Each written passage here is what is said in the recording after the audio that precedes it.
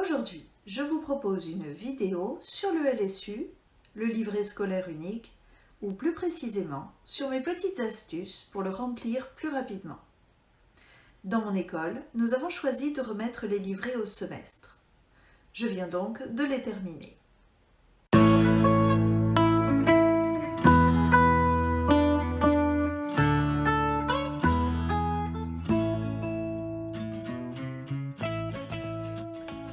Le LSU est une étape nécessaire et maintenant que les enseignants le maîtrisent à peu près, c'est bien utile.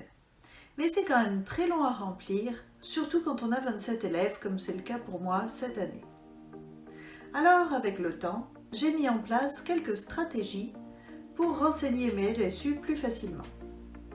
Si vous appliquez les mêmes stratégies que moi ou si vous en avez d'autres, que je n'évoque pas dans cette vidéo, n'hésitez pas à me le dire en commentaire, je serai vraiment ravie de vous lire. Mais commençons sans plus attendre par la première astuce. Astuce numéro 1, rentrer les compétences. Beaucoup d'enseignants ont critiqué le LSU à sa sortie et c'est normal.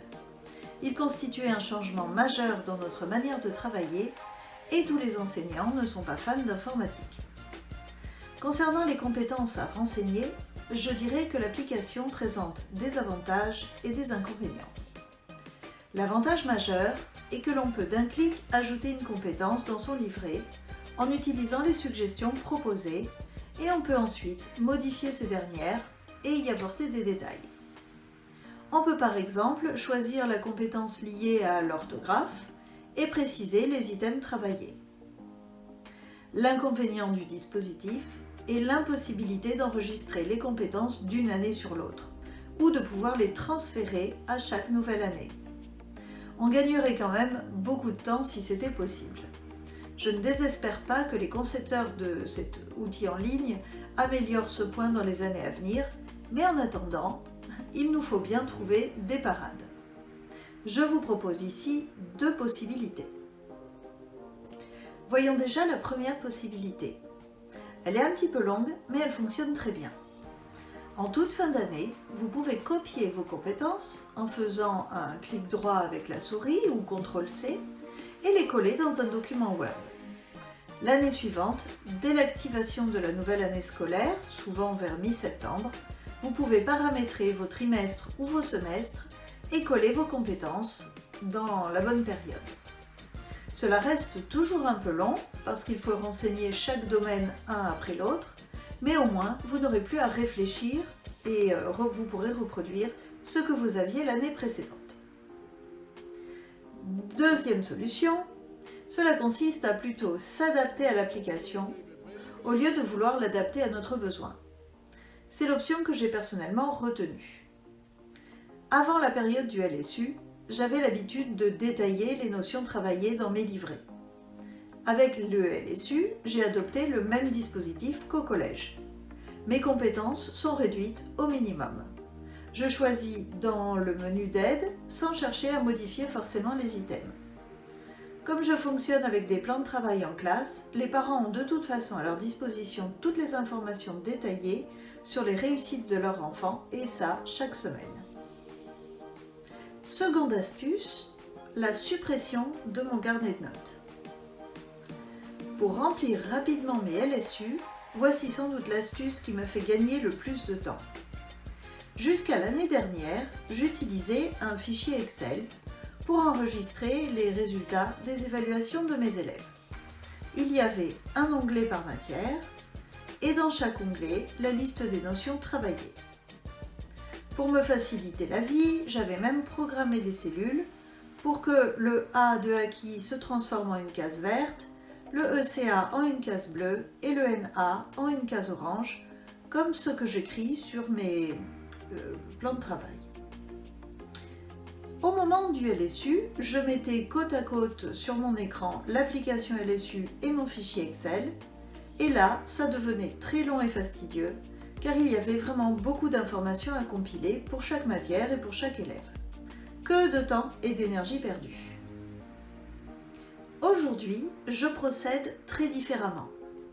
J'ai réalisé que compléter un carnet de notes, que ce soit sur Excel ou sur papier, puis renseigner le LSU, faisait double emploi.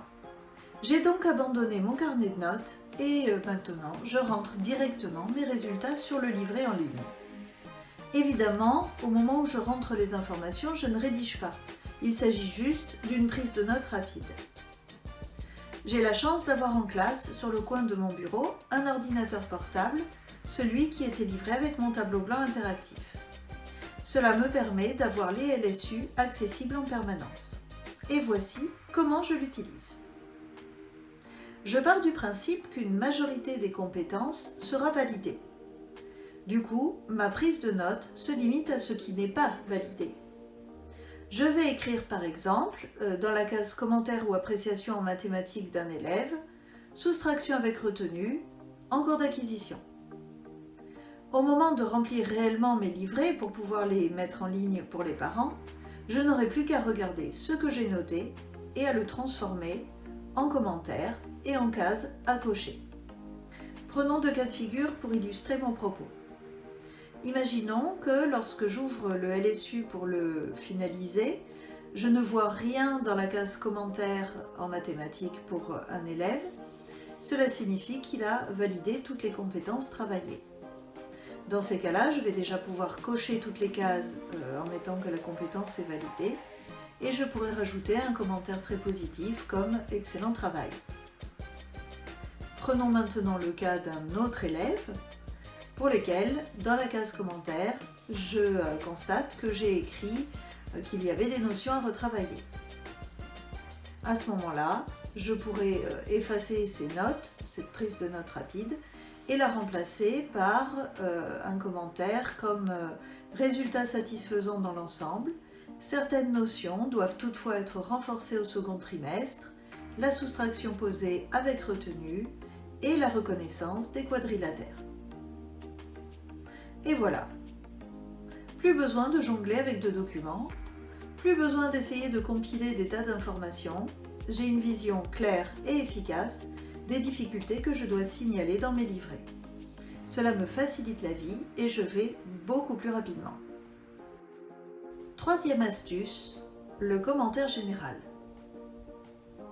Avec l'expérience, il est évidemment plus facile de trouver les mots qui résumeront le bilan du travail et du comportement de l'élève et qui sauront l'encourager à progresser. Mais il peut être intéressant, malgré tout, de procéder avec méthode pour essayer de gagner un petit peu de temps dans la rédaction de ces commentaires. Mon commentaire général se présente de la manière suivante. Je commence par la valorisation des réussites de l'élève. Ensuite, je rappelle les aménagements qui ont été mis en place. Je définis les points d'amélioration, je fais le bilan du comportement et je fais mes encouragements pour le second semestre. Commençons par la valorisation des réussites. Dans cette partie de mon commentaire, j'indiquerai les progrès que j'ai pu constater durant la période. Je ne reprendrai pas en détail mes remarques précédentes, mais dessinerai une tendance générale. Cela pourra donner une phrase comme Robin a su prendre en compte mes conseils et a beaucoup progressé dans l'organisation de son travail. Je constate que ses résultats sont en progrès, en particulier en mathématiques, ce qui est de bon augure pour le second semestre. J'aborderai ensuite le comportement et l'attitude de l'élève, que ce soit vis-à-vis du travail, de ses camarades ou de l'adulte. Voici un exemple de ce que je pourrais écrire. Robin s'investit pleinement dans toutes les activités proposées et fait preuve d'enthousiasme. Il travaille avec méthode et efficacité. C'est un excellent camarade, très bien intégré au sein de la classe. Je mentionne également systématiquement les aménagements que je mets en place. C'est une information essentielle pour les années suivantes, pour la prise en charge de l'élève par ses futurs enseignants. Voilà ce que peut donner une phrase qui présente les aménagements. Pour favoriser sa concentration et soulager l'effort que constitue l'écriture, Robin bénéficie d'un travail aménagé sous la forme d'exercices à trous. Je trouve ensuite très important de rappeler les éléments à renforcer car cela permet aux parents et à l'élève de définir un cap, des objectifs, une conduite à tenir pour progresser à la période suivante. Voici un exemple de phrase que je pourrais utiliser. Robin doit poursuivre les efforts entrepris au premier semestre et améliorer le soin apporté à ses écrits. Il doit également revoir plus régulièrement ses leçons et se concentrer pour mieux mémoriser les notions étudiées. Je peux alors terminer mon commentaire général avec une phrase d'encouragement. Voilà par exemple ce que je pourrais dire. Je ne doute pas que les résultats de Robin s'amélioreront encore au second semestre car il en est capable. Bravo pour le travail déjà accompli et bon courage pour la prochaine période. Pour gagner en efficacité dans la rédaction de ces commentaires, je prépare généralement 4 profils types sous Word que j'adapte ensuite à chaque élève bien sûr. Je commence par le plus facile, l'élève à la fois performant et sage pour lequel je n'ai que des compliments à faire.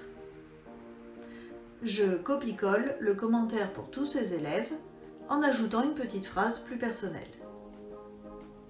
Je vais ensuite m'occuper des élèves plutôt sérieux qui font de leur mieux et qui s'en sortent globalement bien, avec toutefois quelques notions à reprendre. Évidemment, mon commentaire sera individualisé car chaque élève est différent, mais je conserverai la même trame et les phrases qui concernent le comportement seront les mêmes. Je rédigerai ensuite les appréciations des élèves méritants mais en difficulté. Ce sont les élèves qui font de leur mieux, qui travaillent sérieusement, mais qui malgré cela rencontrent de sérieuses difficultés. Pour ce profil d'élèves, je pourrais utiliser une trame commune, en particulier sur la partie comportement, mais mon propos sera beaucoup plus personnalisé pour encourager l'élève à poursuivre ses efforts.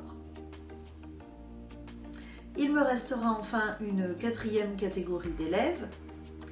C'est l'élève plutôt bon au niveau du travail mais avec un comportement difficile, ou encore l'élève qui cumule à la fois des résultats faibles et un comportement difficile. Pour ces 2 derniers cas, je n'utiliserai aucune trame.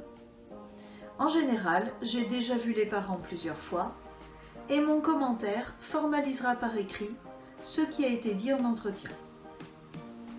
Ces trames de commentaires sont très précieuses et elles me font gagner beaucoup de temps. Mais bien entendu, je le redis ici, il ne s'agit que de trames, d'une base de travail, un premier jet. Une fois que je l'ai collé dans le LSU, il faut que je l'adapte, que je la personnalise, que je l'individualise pour qu'elle corresponde réellement à la situation vécue par mon élève en classe. Et voilà pour les 3 astuces dont je voulais vous parler pour essayer de remplir plus rapidement ces LSU. En conclusion de cette vidéo, je dirais qu'il est très important de remplir soigneusement le LSU car c'est un support de communication important pour les parents comme pour les enseignants des années suivantes. Cependant, comme c'est une tâche assez longue, surtout si on a une classe avec un effectif chargé, il peut être intéressant de mettre en place quelques astuces qui nous permettent d'y arriver plus rapidement et plus facilement. Si vous avez vous aussi des astuces à partager pour remplir plus efficacement vos LSU, n'hésitez pas à les partager en commentaire. Et si cette vidéo vous a plu, n'hésitez pas à me laisser également un commentaire, à mettre un pouce et surtout à vous abonner à la chaîne. Il ne me reste plus qu'à vous dire à très bientôt dans une prochaine vidéo.